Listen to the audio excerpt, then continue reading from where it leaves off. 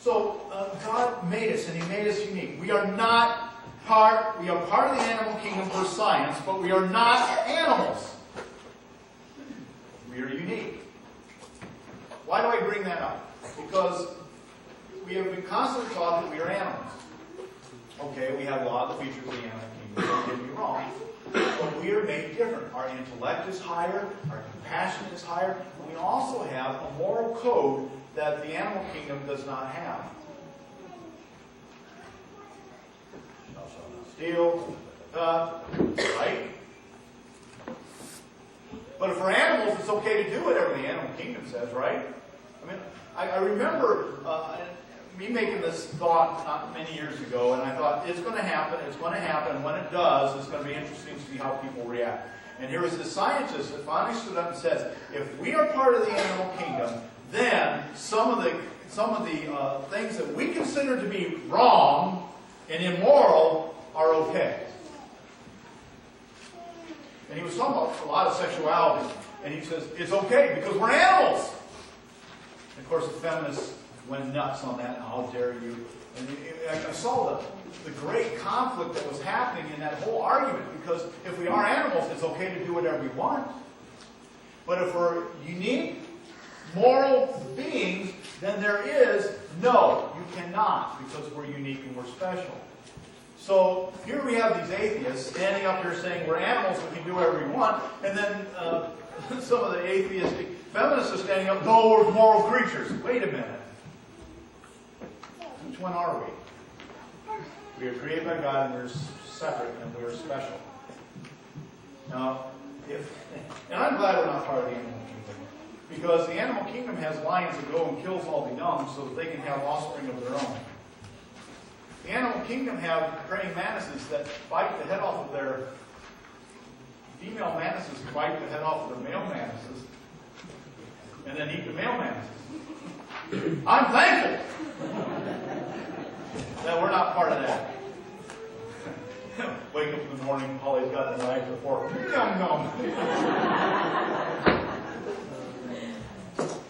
Oh. So he spoke us into being. He spoke everything into being, and He made us special. Humanity was created for one main purpose, and that was to bring glory and honor to God. Our purpose is to honor God. However, we have a tendency to take on characteristics. We are also created to worship. And we have a tendency, because God created us that way, to take on characteristics of those we worship. Here's some examples in the ancient world. If you notice, if you look at some of the ancient gods that were there, you'll see that we take on those characteristics. The Greek goddess of Venus was, even though she was called the goddess of love, she was also really the goddess of lust. And if you look at their worship that they had in their temple, we would consider it X-rated in society today. If you look at the Aztec god, and I cannot say his name, let me explain why. This is how you spell it. Huitzilopochdli. Any teachers here?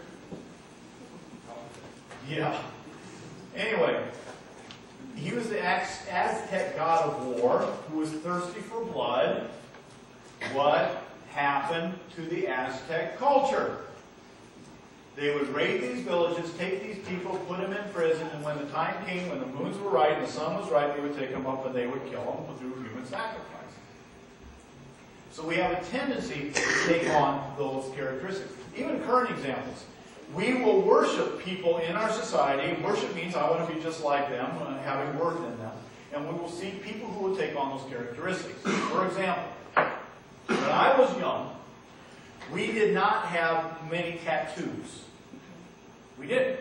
The people who had tattoos were from the Navy, Marines, military, or bikers. Those are the main ones. There were some others, don't get me wrong, but that's who they were. Then something happened in the 80s. And then tattoos went. What was it? Dennis Rodman. At that point, if you look at a lot of it, at that point, here you have this guy who had weird hair, weird colored hair, had earrings everywhere, and and his tattoos just now it's his whole body. Look what's happened. By the way, some people say, you're not supposed to have tattoos because that's what the Old Testament says. Yeah, that's what the Old Testament says, but the Old Testament says a lot of other things too. We're not under the Old Testament law. Okay? Another one is you look at all that's happening in Hollywood. People just want to be like Hollywood. We find out that to be successful, you have to do this. And so now we have all of these issues that we are now dealing with society because this is what we are constantly telling our kids to do. We may not be in the church, but society is saying to do that. In order to be successful, this is what you have to do. And if Craig Kupferberg was in this service, he was in the first service, you would agree that a lot of issues that they're dealing with in the schools today are issues they never dealt with when he was to begin with, and a lot of it is you trace it back to Hollywood. You cannot tell me that some of these kids that are bringing guns to school are doing it just because, well, that's what the actor's going to do it. They saw it on TV. Or they saw it on their video games. Or you can trace it back, even though they'll say, no, it's not. Yes, it is. Because they will emulate those that they worship. And when society comes out and says, this is an issue, bullying is the issue now, right? Everything's bullying. Everything's bullying. And so now these kids are committing suicide because somebody bullied them. Why? Because so-and-so committed suicide. Because so-and-so. Because so-and-so. Bullying has been around since Cain and Abel, and you're not going to outlaw it. It's terrible. Don't get me wrong. I'm a product of bullying. I had no friends in high school. And when I was in wrestling, I love the sport, but I'm going to tell you, you have no idea what they did to me in wrestling. I'm a product of it. But it's been around since day one. So for us to keep bringing this up, the kids who are not mature are saying, well, I'm just going to commit suicide so that because this kid did it too. See, we emulate those that we worship. So what does that have to do with absolutely anything? Is this. The thesis is the more the Christian spends the more each Christian spends in the presence of God, the more we take on the character of God. How does one radiate Christ? Let me back up. If you notice in the scripture passage that we read, one was of Moses, and the other one was of what Paul said. Moses, if you remember Moses, in Exodus chapter 3, Moses was called by God to go and to take the Israelites out of Egypt. He didn't want to do it. He was 80 years old. And he says, I've done my time. God, why would you want to use me? Send somebody else. That's literally what he said. God said, no, you're the one, you're going to do it. So he did it. Exodus, and notice what happened. Exodus chapter 5, Moses went to God because he went to Pharaoh, said, let my people go. And then Pharaoh says, well, evidently your people got too much time, so start making bricks without straw. And so what did Moses do? He went to God with that issue. Exodus chapter 9 came the plagues.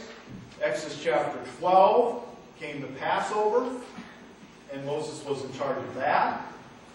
Exodus chapter 21, I believe, he then, Exodus chapter 12, he led the Israelites out of Egypt. He was now the commander of over 1 million people. And here's this guy who said no, and now he's doing this, but here's the key. Here's the key. Write this in your notes. This is fascinating. Exodus chapter 34, verse 29. 34:29.